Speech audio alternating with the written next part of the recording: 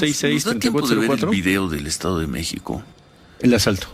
¿Qué cosas, no? ¿Qué cosas? Y a ver si ahora sumamos a Humberto Padgett, que conoce bien esas zonas. Pasan los años, lo decíamos anoche, pasan las generaciones y los asaltos en el Estado de México como si estuviéramos en los años 80. Vean nada más, ahí se sube una persona con una pistola, no, vamos a poner el audio, insultando. No, el audio lo bajamos, por favor.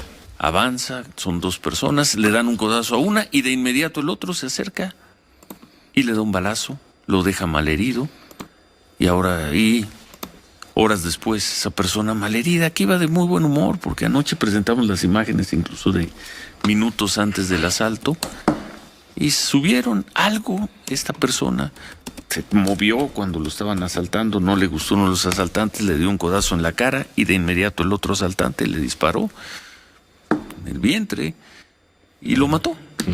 Y con el tipo tirado en el piso de la combi, lamentándose, gritando del dolor, estos tipos decían, ¿ya vieron lo que le pasó?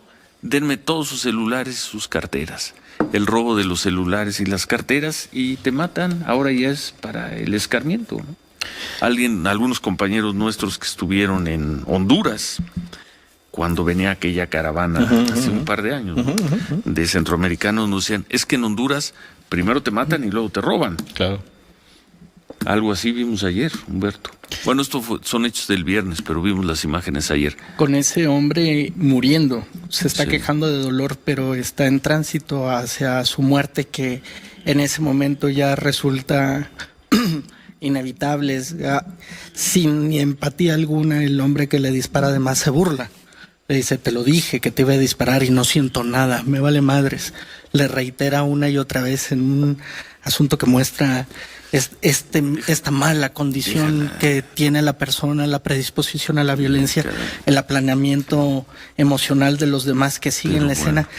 Vamos a dejarla ahí y al regresar la volvemos a ver, la comentamos y la ligamos con el otro tema del Estado de México donde estuviste ayer, Humberto. Ahora resulta que ya no hay actas de defunción. No, señor. Ya no hay actas de defunción. Demasiados muertos para este año. Y no se pueden foliar e imprimir más actas de defunción, o necesita ser una asamblea de quién sabe qué.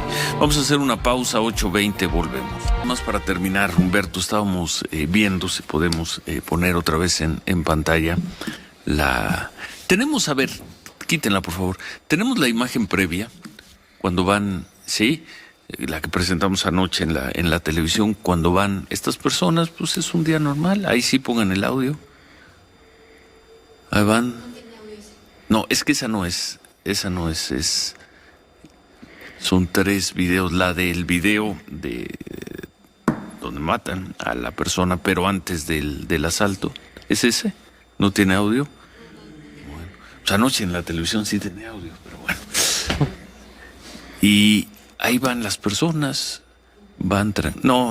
es que ese no es, está equivocado el audio, déjenlo, pero presentamos anoche en televisión, van las personas, 6, 7 personas en una combi, platicando, y minutos después suben 2 asaltantes y matan a una de las personas. ¿Por qué lo matan, Humberto? Pues porque sí, porque se movió, porque uno de los asaltantes le dio un codazo, el otro se puso nervioso, quiso intimidar a los demás pasajeros y le dispara al abdomen, además con capacidad, sabía disparar. Y absoluta sangre fría, le da en el tórax, aparentemente penetra el abdomen, y aquí la persona que resulta herida y luego fallece, en el video no da muestra de resistencia al asalto.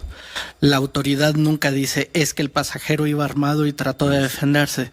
Es un asesinato hecho con absoluta alevosía, y muestra cómo en el transporte público del Estado de México qué fácil es matar y qué fácil es morir. ¿Cuántos años, Miriam, cómo estás? Buenos días. Buenos días. ¿Cuántos años recuerdan? ¿Desde hace cuánto recuerdan ustedes que es un tema periodístico? Es decir, llega a nosotros, a los periodistas, a los medios de comunicación, los asaltos en el transporte del Estado de México.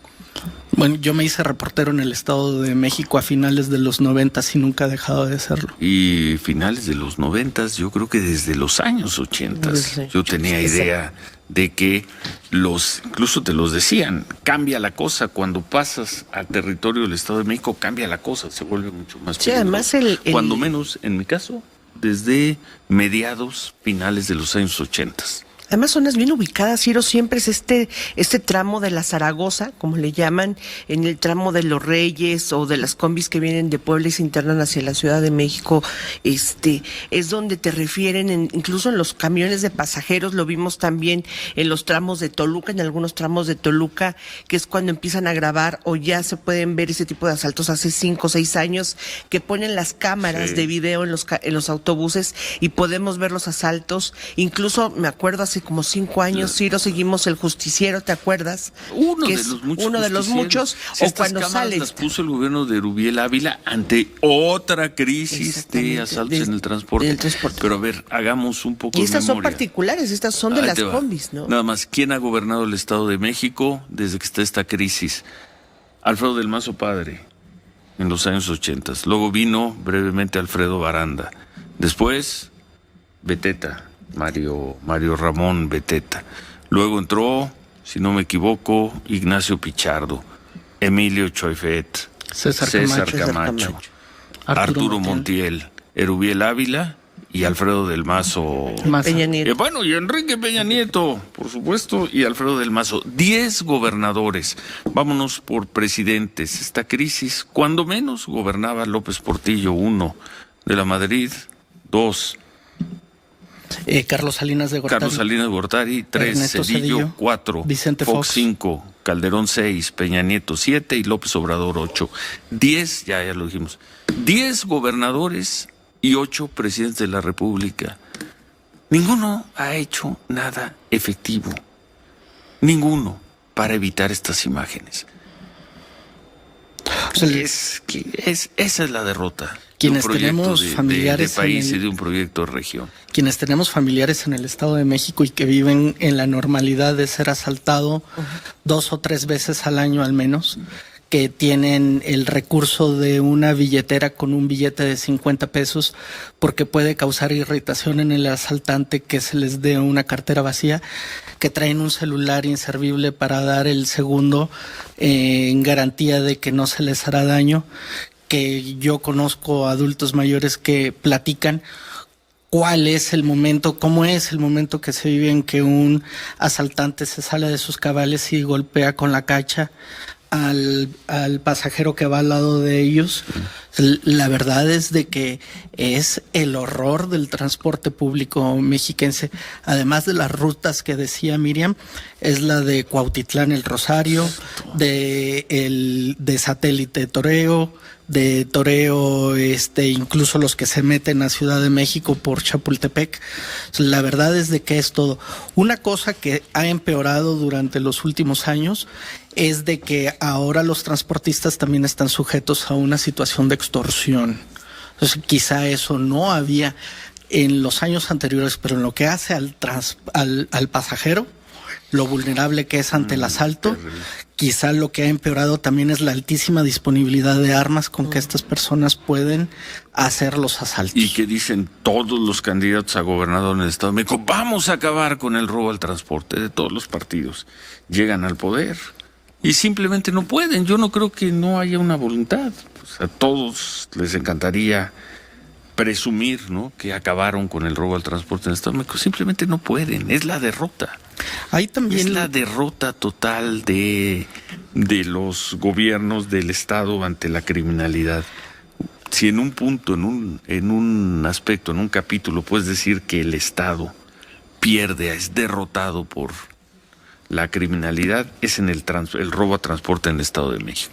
Desde hace casi medio siglo. Y ni siquiera es un capo de capos que saldrá enlistado en Forbes. Es un montón de delincuentes comunes y corrientes que medran con sus vecinos, con sus propias familias.